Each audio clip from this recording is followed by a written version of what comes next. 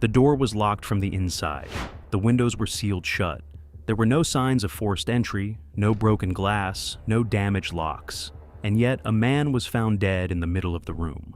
No weapon was recovered. No fingerprints pointed to an intruder. No explanation made sense. Detectives later described it as one of the most disturbing crime scenes they had ever encountered, not because of blood or visible violence, but because of how perfectly impossible it seemed. This was not a chaotic murder scene. This was a quiet one, a still one, a scene so clean and undisturbed that it felt wrong. It was a death that challenged every rule of criminal investigation, a case where every familiar explanation collapsed under scrutiny. Tonight, we step inside that locked room to uncover a mystery that continues to haunt investigators to this day. This is the story of a death that broke every rule, divided experts, and refuses to be solved. This is the story of the locked room murder that stumped detectives. Stay to the end to see unbelievable end of the story, or something like this. On a cold winter evening, the victim, identified by investigators as Daniel Hartman, a 42-year-old financial consultant, was living what appeared to be a completely ordinary life. Daniel was not someone people worried about. He wasn't reckless. He wasn't impulsive. He didn't live on the edge. He was careful, calculated, and intensely private. Friends described him as distant but polite. Co-workers saw him as reliable, quiet, and almost invisible. He followed routines with military precision, believing structure was the key to control. He woke up at the same time every morning, drank the same coffee, took the same route to work, and ended most evenings alone in his apartment. To the outside world, Daniel Hartman was predictable, and that predictability would later make his death even more unsettling. A neighbor recalled seeing him standing in the building hallway one evening, staring at his own front door for nearly 2 full minutes before going inside. When the neighbor asked if everything was all right, Daniel smiled thinly and said he was just tired. But it wasn't fatigue in his eyes, the neighbor later told investigators. It was something closer to calculation, like he was running through a problem he couldn't quite solve. Nobody pieced these details together until after he was gone. On the night of his death, nothing seemed out of place.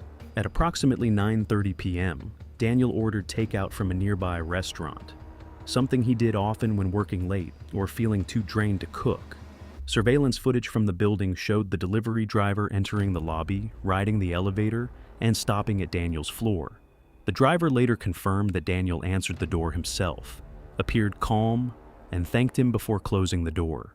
There was no hesitation, no fear, no sign that anything was wrong. At 9:52 p.m., the delivery driver exited the building. Daniel Hartman was alive at that moment. That interaction would become the final confirmed proof of life. After that, everything goes dark. The following morning, Daniel did not show up for work. At first, this wasn't alarming. People get sick, alarms fail, traffic delays happen. But as the morning dragged on, concern slowly replaced assumption. Calls went unanswered, messages remained unread. By late morning, co-workers began to feel something was deeply wrong. Daniel had never disappeared like this before, not once. By midday, his employer contacted the building manager to request a welfare check, hoping to confirm Daniel was safe. The building manager approached Daniel's apartment carrying a master key. He knocked firmly, no response. He knocked again, louder this time, silence. When he tried the key, the lock didn't turn. The deadbolt was engaged from the inside. That alone was unusual. Then he noticed the chain lock was also secured. Most residents didn't use the chain unless they were expecting company or felt uneasy. The manager called Daniel's name through the door. Nothing, a chill set in. Police were called immediately. When officers arrived, they encountered the problem that would define the entire investigation. The apartment could not be entered normally. The front door was locked from the inside. No response came from within. Firefighters were contacted to explore alternate entry points, but every window in the apartment was locked and sealed. There were no pry marks, no scratches, no evidence of tampering, no balcony access, no hidden entry points. The apartment appeared sealed off from the world. Eventually, with no other option, authorities forced the front door open. What they found inside stopped them in their tracks. Daniel Hartman lay dead on his back in the center of the living room floor. His body was positioned neatly, almost deliberately. His arms rested at his sides. His legs were straight. There was no blood spatter, no visible wounds, no signs of a struggle. Furniture was untouched. Decorations were intact. The apartment felt eerily calm. The takeout bag sat unopened on the kitchen counter. The food still warm when officers first entered. His phone lay face down on the coffee table, undamaged with no missed emergency calls. The television was off. The lights were dim. It looked as though life had stopped mid-sentence. Seasoned detectives described the scene as unsettling not because of what they saw, but because of what they didn't see. No chaos, no violence, no explanation. Investigators immediately began examining the room itself. The door locks were photographed, measured, and tested repeatedly. The deadbolt was fully extended. The chain lock was secured. There were no tool marks, no scratches, no signs of forced manipulation. The door frame was intact. The windows were locked from the inside, and dust along their frames showed no disturbance. Air vents were inspected and ruled out. Maintenance shafts and shared access points showed no sign of entry. Every physical indicator told the same impossible story. No one had entered, and no one had left. And yet, a man was dead inside. The autopsy raised more questions than answers. There were no stab wounds, no gunshot injuries, no blunt force trauma. Daniel's bones were intact. His organs showed no fatal disease. Toxicology tests revealed trace amounts of a rare paralytic compound in his bloodstream, later identified in lab reports as a synthetic derivative similar to succinylcholine, but with an unknown fast-acting stabilizer. The quantity wasn't high enough to conclusively determine cause of death on its own, but the medical examiner noted respiratory failure consistent with neuromuscular blockade. The official ruling was undetermined. Still, one medical examiner made a quiet observation that lingered in the minds of investigators. Daniel's facial expression suggested sudden realization, like he became aware of danger only seconds before dying. It wasn't fear stretched over time, it was shock. What made the toxicology findings particularly troubling was not just what the compound was, but how it had entered his system. The medical team found no injection site, no puncture wound, no evidence of ingestion through food or drink. Given that the takeout remained completely untouched, the compound had to have entered his body through some other mechanism, and that mechanism has never been conclusively identified. One consulting pharmacologist noted that certain aerosolized variants of paralytic agents can be absorbed through mucous membranes in concentrations far too low to leave detectable residue on surfaces. In theory, a fine mist released into the apartment's air supply hours before Daniel's arrival could have dispersed almost entirely by the time investigators arrived the following morning. The theory is compelling. The evidence to support it, however, remains frustratingly absent. What investigators were left with was a body, a locked room, and a compound that had no clear delivery method and no clear origin. This wasn't the first time a locked room had laughed in the face of forensics. True crime enthusiasts immediately drew parallels to historical cases that share the same chilling DNA. The 1929 Isidor Fink murder in Harlem remains the gold standard. 3 gunshots inside a bolted laundry room, no weapon recovered, only the victim's fingerprints present. Police tore apart floorboards and walls, yet found nothing. The commissioner publicly called it insoluble. Decades later, the same sense of helplessness gripped investigators here. Online forums exploded with comparisons to Gareth Williams, the British intelligence officer discovered in 2010, locked inside a sports bag in his own bathtub, doors secured from the inside, no signs of struggle. Yet, pathologists insisted the positioning was physically impossible without assistance.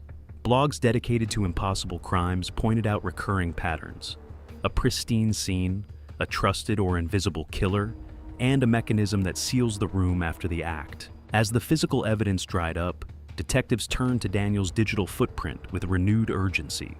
His phone showed no outgoing calls or messages after 9:58 p.m. His email inbox remained quiet, his calendar empty for the evening. But forensic imaging of his laptop uncovered a hidden layer to his life. At 10:11 p.m., well after the delivery driver left, a financial file labeled Offshore Ledger 2024 had been accessed for the first time in 14 months. Inside were spreadsheets tracking millions in transfers through layered shell companies in jurisdictions notorious for secrecy. Investigators traced some funds to entities linked to sanctioned individuals overseas. Daniel Hartman, the quiet consultant, had been operating in the gray world of high-stakes financial maneuvering. One former associate, speaking off-record to a true crime podcast, recalled overhearing Daniel once say, "The money moves cleaner when no one knows it's moving." That single sentence now carried new weight. The investigation expanded into Daniel's professional circle. Former clients were interviewed under caution. Business partners from collapsed ventures were re-examined. Patterns of quiet disputes and sudden large withdrawals emerged, yet every promising lead crumbled under alibis. One major contact had boarded a transatlantic flight at 8:45 p.m., confirmed by boarding pass scans and cabin crew statements. Another suspect, a neighbor who admitted to hearing a muffled sound around 10:30 p.m., was captured on hallway cameras, never leaving his unit. The delivery driver underwent polygraph testing and was cleared after GPS data placed him miles away within minutes. Every thread pulled taut, but never snapped. Investigators also quietly flagged a detail that never made it into public reporting. In the 6 weeks before his death, Daniel had made 3 separate cash withdrawals from different bank branches, each just below the threshold that would trigger automatic reporting. Together, they totaled just over $19,000. None of that cash was found in the apartment. His accounts showed no other unusual activity.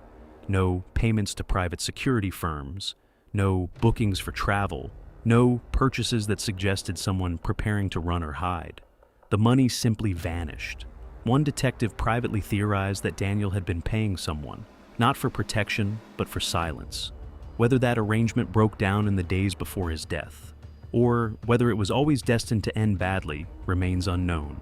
Theories multiplied in detective briefings and online threads alike. Suicide was quickly dismissed. No note, no history of mental health issues, no weapon or method that fit the clean scene. Accidental exposure to a household toxin was explored, yet no contaminated surfaces or injection sites appeared. Some speculated about an aerosolized agent introduced through the ventilation system, but extensive swabbing of ducts and filters returned negative for residues. A more exotic proposal involved a timed release device hidden in the takeout packaging, yet the bag remained sealed and the food untouched. Locksmiths and security consultants were brought in to demonstrate rare techniques. One method involved threading ultra-thin fishing line around the chain before closing the door, then tugging it from the hallway to re-engage the chain after exit. Videos of controlled recreations showed it could be executed in under 20 seconds with practice. Another technique used a small suction cup and pulley system on the exterior side of the door, allowing manipulation without direct contact. Each demonstration proved mechanically feasible, yet none left microscopic evidence detectable in this case. Months later, during a routine evidence review, a junior detective noticed the chain lock in crime scene photographs appeared slightly twisted, not hanging flush as it should after normal use. The anomaly suggested deliberate re-engagement rather than accidental positioning. This detail reignited the case internally. Experts agreed it pointed to human intervention after Daniel's collapse. The final prevailing theory coalesced around a calculated betrayal. Someone Daniel trusted enough to admit, after hours entered the apartment, administered the paralytic, perhaps disguised as a shared drink or a quick medical sample, waited for respiratory arrest, then exited using one of the advanced locking tricks. No forced entry because none was needed. No fingerprints because precautions were taken. No chaos because the victim never fought back. The room was designed to become its own alibi. What haunts investigators most about this conclusion is not what it says about the killer's intelligence. It's what it says about Daniel's trust. For a man so guarded, so private, so deliberate about who he allowed into his life, someone had found their way past every wall he had built. That person had sat in his apartment, breathed the same air, and left him dying on the floor without a sound. The locked room wasn't the killer's only weapon. Daniel's own instinct to keep secrets, to move money quietly, to avoid scrutiny, to trust no one publicly while apparently trusting someone fatally in private, may have been the thing that made him vulnerable in the first place. Years have passed since that winter night. The apartment has been thoroughly cleaned, repainted, and relet to new tenants who remain unaware of its history. The original locks were replaced during renovations. Daniel Hartman's file sits in an archive drawer, occasionally pulled for cold case reviews. Detectives who worked the scene still speak of it in hushed tones during reunions, calling it the case that reminded them no room is ever truly secure when someone knows its secrets. Among true crime communities, the Hartman mystery endures as a modern classic of the impossible, frequently cited alongside Fink and Williams as proof that certain deaths defy not just evidence, but logic itself. Sometimes the most terrifying mysteries aren't hidden in shadows or abandoned warehouses. They unfold behind locked doors in ordinary homes, where everything appears normal, until the silence reveals it never was. So, what do you think really happened inside that room? Was it a flawless act of revenge by someone Daniel once trusted? A sophisticated technological deception using vents or filaments? Or does the truth lie in a direction investigators have yet to consider? Share your theory in the comments. The most compelling ones will be featured in a follow-up video. Because some locked rooms don't just hide the truth, they mock our attempts to find it.